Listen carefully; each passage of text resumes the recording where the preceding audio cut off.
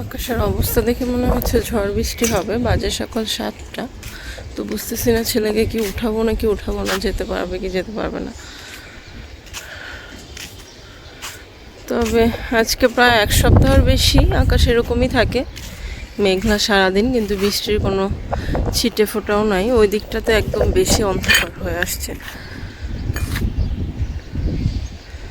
বৃষ্টির কোনো ছিটে ফোটাও হয় না।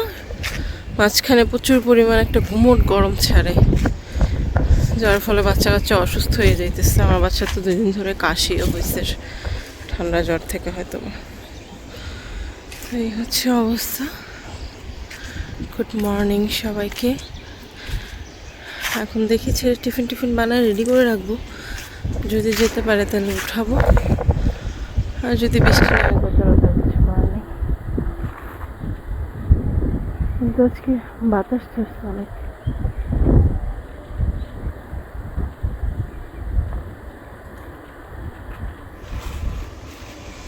ওই দিকটাতে বেশি, ওই যে দেখতে পাচ্ছেন ইস্ট ওয়েস্ট ইউনিভার্সিটি।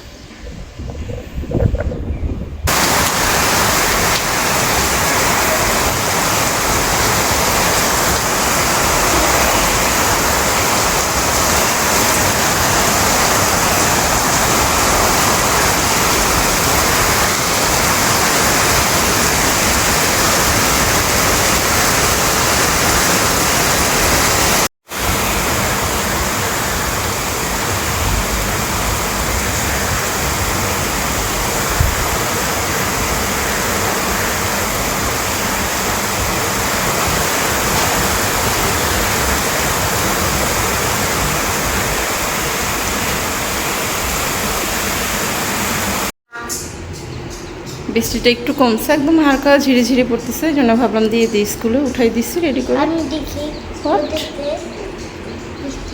দেখাই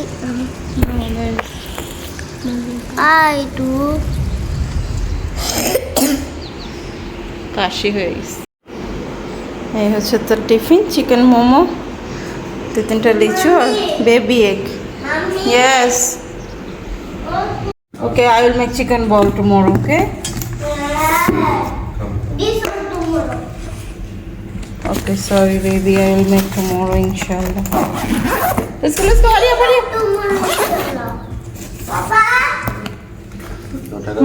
Go. Papa, mommy, I go school. You make. Okay. Bye bye. Assalamu alaikum. Bye. Okay. You buy some chocolate. Okay, bye bye. Okay. Papa.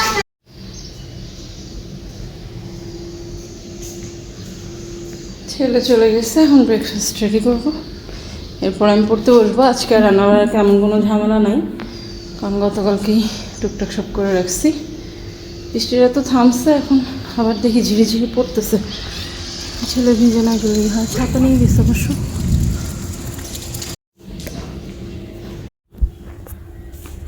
তো এখানে ছেলের বাবা ওকে দিয়ে আসতে গেছে, আমি আমার পড়াশোনা নিয়ে বসছি। ব্রেকফাস্ট আমাদের সকালে খুব একটা করা হয় না, আর যদিও করা হয় ছেলের বাবা ওকে দিয়ে আসার সময় বাইরে থেকেই নিয়ে আসে একবার আসার সময়।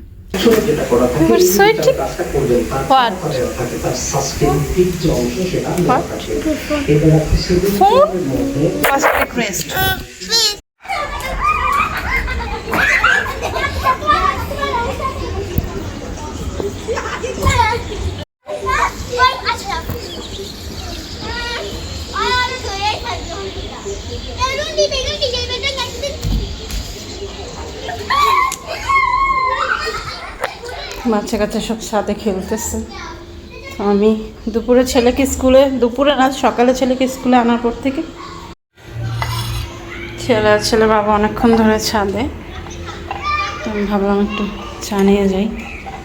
আমি একটু পড়তে বসছিলাম, তো একটা না বেশিক্ষণ বসে থাকতে পারি না, মাথা ব্যথা শুরু হয়ে যায়। এখন একটু ব্রেক নিয়ে আসি, এরপর আবার মাগরিবের পর থেকে বসবো। এই কাপড় কালকে রাত্রে থেকে এই পর্যন্ত ছাদে, সকালে উঠছি, সকালে দেখি সব ছাদে, এগুলো নেয় নাই, মানে সব কাপড় পরে আছে। ছোলা মাখা নিয়ে আসতা, ছোলা মাখা। সন্ধ্যার পরে এখন ছোলা মাখাটা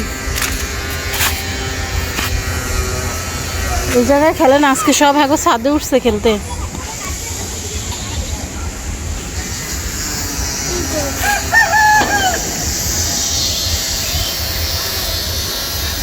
ওই জায়গা পরিষ্কার করতেছে কেন?